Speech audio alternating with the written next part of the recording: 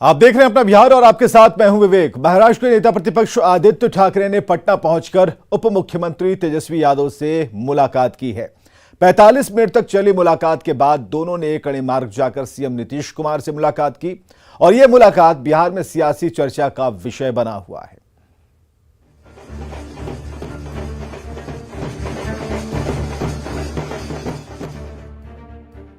बदलती राजनीति की ओर इशारा करती हुई सियासी मुलाकात की इन तस्वीरों को देखिए। एक घोर दक्षिणपंथी माने जाने वाली पार्टी शिवसेना का लीडर है तो दूसरा MY यानी मुस्लिम यादव समीकरण का बड़ा चेहरा है। जब कट्टर हिंदुत्व की राजनीति करने वाली पार्टी का नेता खुद को मुस्लिमों का रहनुमा बताने वाली पार्टी के नेता से मुलाकात करे तो चर्चा तो होनी ही है, जो अभी बिहार में हो रही है। महाराष्ट्र के पूर्व मुख्यमंत्री उद्धव ठाकरे के बेटे और शिवसेना उद्धव गुट के नेता आदित्य ठाकरे ने पटना पहुंचकर बिहार के उप मुख्यमंत्री तेजस्वी यादव से मुलाकात की। कहा, दोनों युवा हैं, आगे भी ये दोस्ती बनी रहेगी। काफी बार एक दूसरे से बातचीत होती रहती थी। कोविड का काल था तो मुलाकात नहीं हो पाई, लेकिन अभी अगर आप देखें तो उनका कार्य, नीतीश जी का कार्य काफी अच्छे चल रहा है। बिहार में तरक्की होते दिख रही है। हमने सोचा यही कि बातें जो चल रही है मुलाकात भी हो जाए, इसलिए आज तेजस्वी जी से मुलाकात करने आए हैं। नीतीश जी के साथ भी, सीएम साहब के साथ भी मुलाकात हुई। एयरपोर्ट से लेकर राबड़ी आवास तक शिवसेना के कार्यकर्ताओं ने ढोल नगाड़े के साथ आदित्य ठाकरे का स्वागत किया। राबड़ी आवास पर आदित्य ठाकरे और तेजस्वी यादव के बीच करीब 45 मिनट तक बातचीत चली। इसके बाद तेजस्वी और आदित्य ठाकरे एक साथ बिहार के मुख्यमंत्री आवास पहुंचे, जहां मुख्यमंत्री नीतीश कुमार और आदित्य ठाकरे के बीच बातचीत हुई। अभी चुनौती जो है संविधान को बचाने की और लोकतंत्र को बचाने की है, और लोकतंत्र और संविधान बचाने के लिए हम लोगों से जो बल होगा वो करेंगे। मुलाकात हुई, क्या बात हुई, ये तो आदित्य और तेजस्वी ही बता सकते हैं, लेकिन सियासी जानकार मानते हैं कि ये मुलाकात उसी कवायद का अगला चरण है जो बिहार में महागठबंधन की सरकार बनने के बाद नीतीश कुमार ने विपक्षी दलों को एकजुट करने के लिए शुरू किया था। न्यूज़ 18 के लिए पटना से अमित कुमार की रिपोर्ट। किडनी ट्रांसप्लांट के लिए आरजेडी अध्यक्ष लालू प्रसाद 25 नवंबर को सिंगापुर जाएंगे। लालू प्रसाद को डॉक्टर से अपॉइंटमेंट मिल चुका है। लालू प्रसाद के साथ उनकी पत्नी और बिहार की पूर्व मुख्यमंत्री राबड़ी देवी और राज्यसभा सांसद मीसा भारती भी जाने वाली हैं। 25 नवंबर को लालू जाएंगे सिंगापुर। सिंगापुर में होगा किडनी ट्रांसप्लांट। जांच के बाद ऑपरेशन की तारीख होगी तय। आरजेडी अध्यक्ष लालू प्रसाद किडनी ट्रांसप्लांट को लेकर 25 नवंबर को सिंगापुर जाएंगे। लालू प्रसाद के साथ उनकी पत्नी और बिहार के पूर्व सीएम राबड़ी देवी और बड़ी बेटी और राज्यसभा सांसद मीसा भारती भी सिंगापुर जाएंगी। जानकारी के मुताबिक लालू प्रसाद को डॉक्टर से अपॉइंटमेंट मिल चुका है। सिंगापुर जाने के बाद एक बार फिर से कई तरह की जांच से लालू प्रसाद को गुजरना होगा। जांच के बाद ही डॉक्टर ऑपरेशन की तारीख तय करेंगे। लालू के सिंगापुर जाने से पहले आरजेडी विधायक चेतन आनंद, पूर्व सांसद लवली आनंद, आरजेडी नेता अब्दुल बारी सिद्दीकी, पूर्व सांसद पप्पू यादव सहित कई नेताओं ने लालू यादव से मुलाकात कर उनका हाल जाना और उनके शीघ्र स्वास्थ्य होने की कामना की है। जाने वाले हैं, गार्जियन हैं, तो उनसे मिल करके आशीर्वाद भी लेने के लिए है। तो शुभकामना भी हम लोगों की तरफ से रहेगा कि जल्द से जल्द उधर से स्वस्थ होकर, बस लंबी उम्र की शुभकामना कि जल्दी से जल्दी स्वस्थ होके लौटे। हम लोग की तरफ से बहुत सारी और शुभकामना है कि जल्दी आ जाए स्वस्थ होकर के। सिंगापुर जा रहे हैं तो आए हैं मिलने के लिए। एक ऐसे सशक्त आवाज जो बिना डरे थके निर्भीक होकर के हमेशा देश की सॉवरन और संविधान के लिए आवाज उठाते रहे, उनका हम सबके जीवन में और वर्तमान राजनीतिक परिवेश में रहना सबसे आवश्यक है। अब मैं तो प्रार्थना करूंगा पूरे देश की आवाम की आवाज के लिए वो स्वस्थ होकर हम सबके बीच आए। किडनी ट्रांसप्लांट को लेकर 25 नवंबर को लालू सिंगापुर रवाना होंगे। एक महीने सिंगापुर में लालू की कई तरह की जांच हो चुकी है। सिंगापुर में रहने वाली लालू यादव की बेटी रोहिणी आचार्य अपने पिता लालू यादव को किडनी डोनेट करेंगी। रोहिणी आचार्य ने खुद ट्वीट कर लिखा था कि मेरे पिता मेरे लिए भगवान है और मैं उनके लिए कुछ भी कर सकती हूँ। न्यूज 18 के लिए पटना से संवाददाता अमित कुमार के साथ दिल्ली से संवाददाता अमितेश सिंह की रिपोर्ट। की सबसे बड़ी खबर हम आपको बताने जा रहे हैं। अब्दुल बारी सिद्दीकी का बिहार आरजेडी अध्यक्ष बनना तय माना जा रहा है।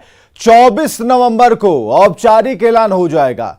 लालू से मिल चुके हैं अब्दुल बारी सिद्दीकी। जगदानंद सिंह का प्रदेश अध्यक्ष पद से हटना तय है। यह बड़ी खबर हम आपको बता रहे हैं। सबसे बड़ी खबर बिहार की पॉलिटिक्स की, सियासत की, जो कि अब्दुल बारी सिद्दीकी के बारे में है, वो ये कि बिहार आरजेडी का नया अध्यक्ष अब्दुल बारी सिद्दीकी का बनना तय हो चुका है और बस औपचारिक ऐलान है। 24 नवंबर की तारीख होगी जब अब्दुल बारी सिद्दीकी के नाम पर ऐलान होगा और लालू से मुलाकात हो चुकी अब्दुल बारी सिद्दीकी की। इधर जगदानंद सिंह का प्रदेश अध्यक्ष पद से हटना तय माना जा रहा है। यह बड़ी खबर इस वक्त हम आपको बता रहे हैं। तो बिहार आरजेडी का अध्यक्ष कौन होगा, इस पर लगातार चर्चाएं चल रही थी। लालू से मुलाकात की बात हो रही थी, जगदानंद नाखुश चल रहे थे, लेकिन इस बीच जो एक बड़ी खबर आई वो आरजेडी खेमे के लिए बड़ी खबर है, बिहार की सियासत के लिए बड़ी खबर है।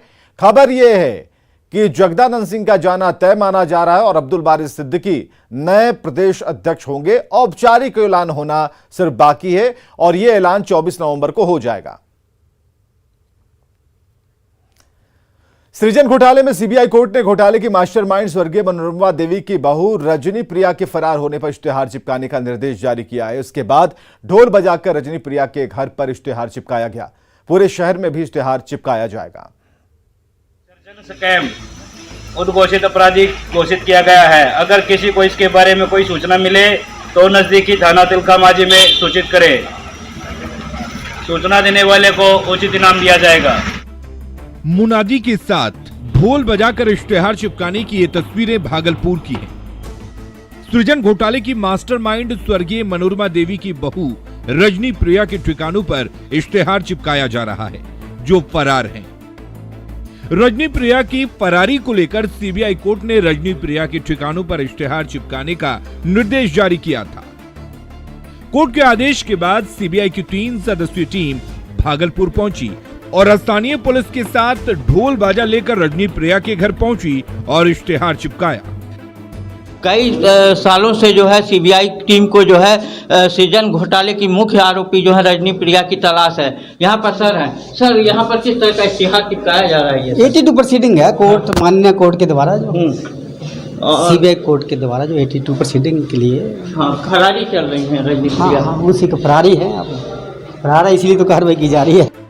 सृजन घोटाला बिहार के सबसे बड़े घोटालों में से एक है, जिसमें सृजन सहयोग समिति के जरिए हेर फेर कर सरकारी फंड से 1900 करोड़ रुपए का गबन किया गया था। मनोरमा देवी सृजन सहकारी समिति की सर्वोत्तरवा थी, जिन्होंने अधिकारियों की मिलीभगत से सरकारी पैसे को सृजन के 6 खातों में ट्रांसफर कराकर बंदरबांट किया। 2008 से ही ये घोटाला चल रहा था, जिसका खुलासा 2017 में हुआ। मामले ने तूल पकड़ा तो बिहार के मुख्यमंत्री नीतीश कुमार ने चर्चित सृजन घोटाले की जांच अगस्त 2017 में सीबीआई को सौंप दी। न्यूज 18 के लिए भागलपुर से आशीष की रिपोर्ट। गोपालगंज से अगली खबर, जहां एक भ्रष्ट अधिकारी को पुलिस ने गिरफ्तार जब करने के लिए वो पहुंची तो न्यूज 18 का कैमरा देखकर सरकारी बाबू बिदक गए। न्यूज 18 संवाददाता के साथ बदतमीजी करने वाले इस अधिकारी का नाम कृष्णकांत चौबे है। आरोप है कि बरौली प्रखंड के सीईओ रहते हुए कृष्णकांत चौबे ने म्यूटेशन यानी दाखिल खारिज के नाम पर बड़ी धांधली की है। क्या कहेंगे? सीईओ साहब कुछ तो बोलिए कि आपको गिरफ्तार कर ले जा रहा है, क्या कहेंगे? क्या कहेंगे? ईमान बेचकर पैसा बटोरने वाले अहंकार के मद के चूर हो ही जाते हैं। ये तेवर, ये अहंकार उन्हीं पैसों का है जो अंतरात्मा की बोली लगाकर प्राप्त हुआ है। न्यूज 18 की माइक आईडी पर हाथ मारने वाले इस शख्स का नाम कृष्णकांत चौबे है। गिरफ्तारी से पहले ये बरौली प्रखंड के अंचल अधिकारी यानी सीओ के पद पर बैठे थे, अब पुलिस की गाड़ी में बिठाए गए हैं। बरौली प्रखंड के अंचल अधिकारी पर बतौर सीओ कई जमीन म्यूटेशन में बड़े पैमाने पर धांधली करने का आरोप है। जो प्राप्त सूचना के आलोक में वहाँ एक कर्मी जो कि काम कर रहे थे और उनके पास अवैध जो गलत डोंगल होने की सूचना थी, वहाँ एसडीओ के द्वारा रेड किया गया। रेड में 5 डोंगल बरामद हुए। उसके आधार पे उस कर्मी पे प्राथमिकी दर्ज कराई गई है। जिले के डीएम को लगातार इस बात की सूचना मिल रही थी कि सीओ धांधली में लिप्त हैं, लिहाजा सदर एसडीएम के नेतृत्व में जब छापेमारी की गई तो 5 राजस्व कर्मियों का डोंगल सीओ कृष्णकांत चौबे के कार्यालय से बरामद हुआ। हैरत की बात तो यह है कि सीओ साहब कार्यालय के चौकीदार को अपना राजदार बनाकर उसी के जरिए सारा खेल खेलते थे।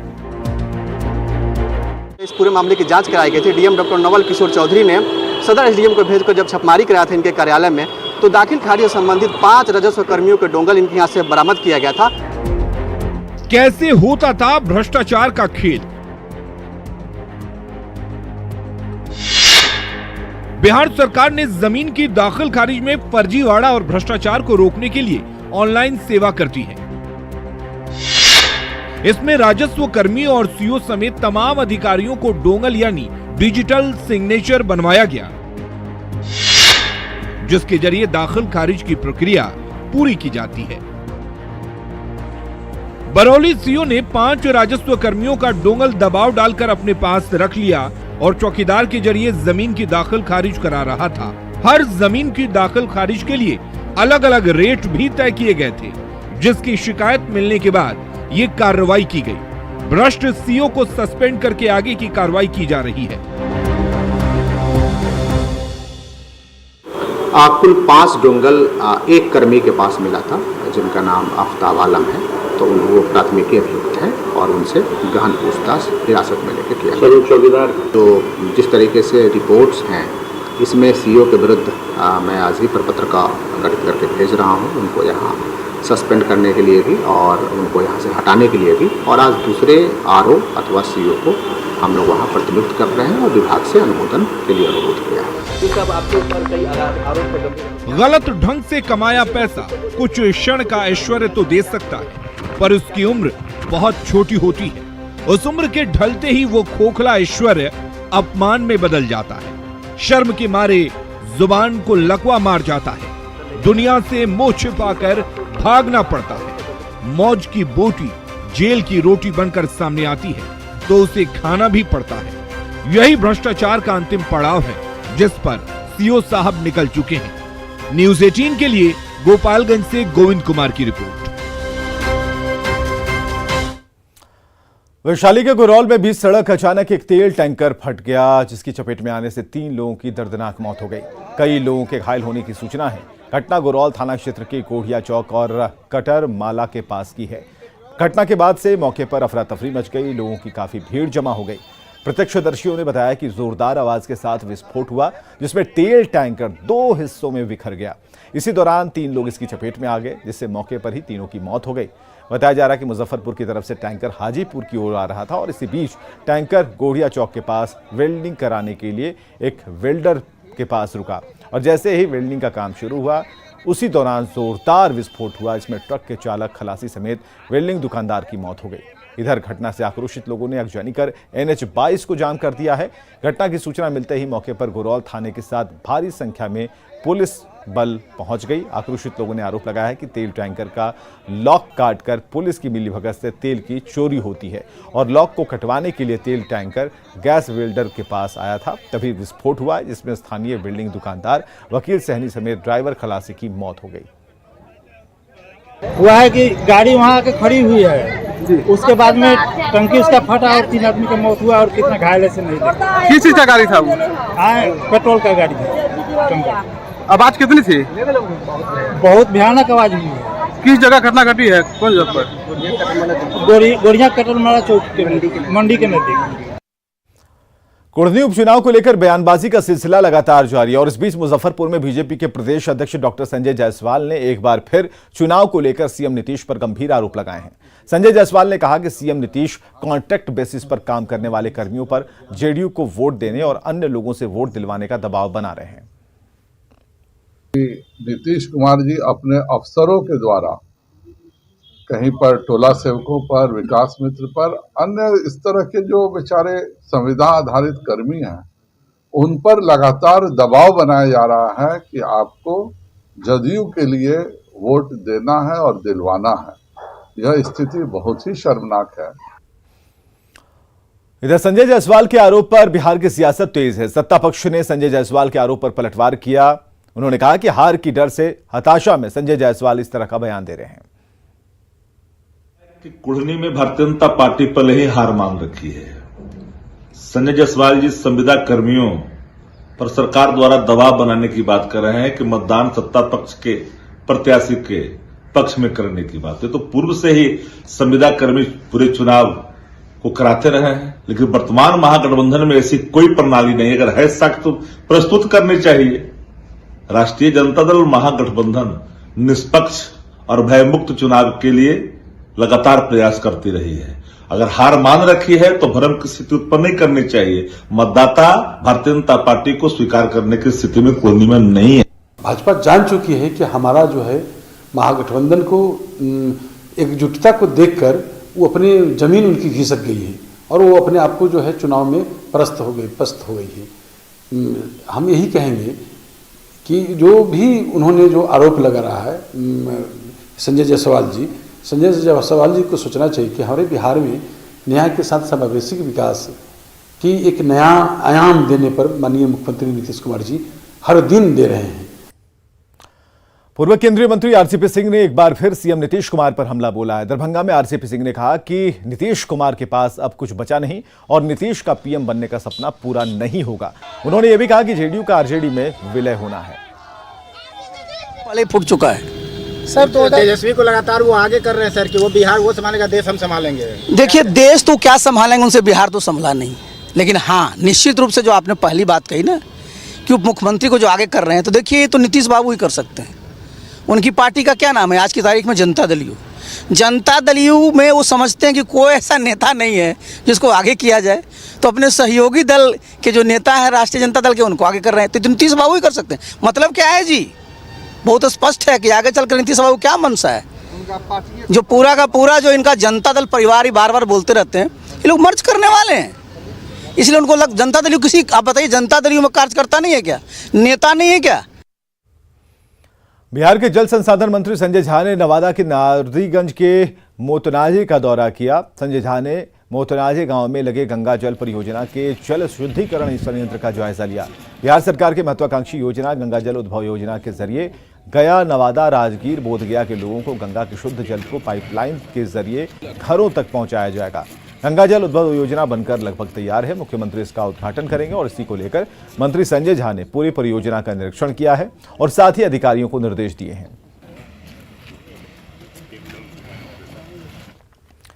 मधुबनी से खबर, जहां थाने में घुसकर महिला पर हमला, पुलिस पर हमला का सनसनीखेज मामला सामने आया है। घटना झंझारपुर आरएसओपी थाना की है। बताया जा रहा है कि आरएसओपी थाना की पुलिस ने पिपरा घाट इलाके से 2 शराब कारोबारी को पकड़ा था। इसके बाद शराब कारोबारी के परिजन समेत 15 से ज्यादा लोग थाना पहुंच गए। पुलिस कर्मियों के साथ हाथापाई शुरू कर दी। इसमें पुलिस गाड़ी के ड्राइवर समेत 3 पुलिसकर्मी घायल हुए हैं।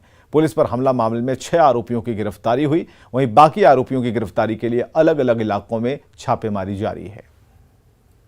द्वारा एक शराब के जो व्यवसाय कर रहे थे तो शराब के साथ पकड़ा गया और उनको थाना पर लाया गया गिरफ्तार करके। उसी को छुड़ाने के लिए उनके कुछ सहयोगी जो है वो आकर थाना पर 20-30 लोगों के साथ आकर और थाना के जो स्टाफ है उनके साथ धक्का मुक्की किया गया, उनके द्वारा किया गया, जिसमें थाना ने त्वरित कार्रवाई करते हुए रेड किया लोगों की पहचान करके और उसमें से 4 लोगों की गिरफ्तारी हुई और जो शराब का था बेचने वाला उसमें 2 लोग, टोटल 6 लोगों की गिरफ्तारी की गई है। मधेपुरा में आपसी विवाद में जमकर फायरिंग हुई, जिसका वीडियो सोशल मीडिया पर वायरल हो रहा है। मामला आलमनगर थाना क्षेत्र के लक्ष्मीनिया गांव का है। पीड़ित बीबी रोशन का कहना है कि वो अपने घर के बाहर बैठी थी। इसी दौरान पड़ोस के मोहम्मद असलम ने कई लोगों के साथ उसे घेर लिया और पिटाई करने लगे। ग्रामीणों ने मामला शांत कराने की कोशिश की, लेकिन दोनों पक्ष फिर भड़क गए और फायरिंग की। दोनों तरफ से थाने में प्राथमिकी दर्ज कराई गई है।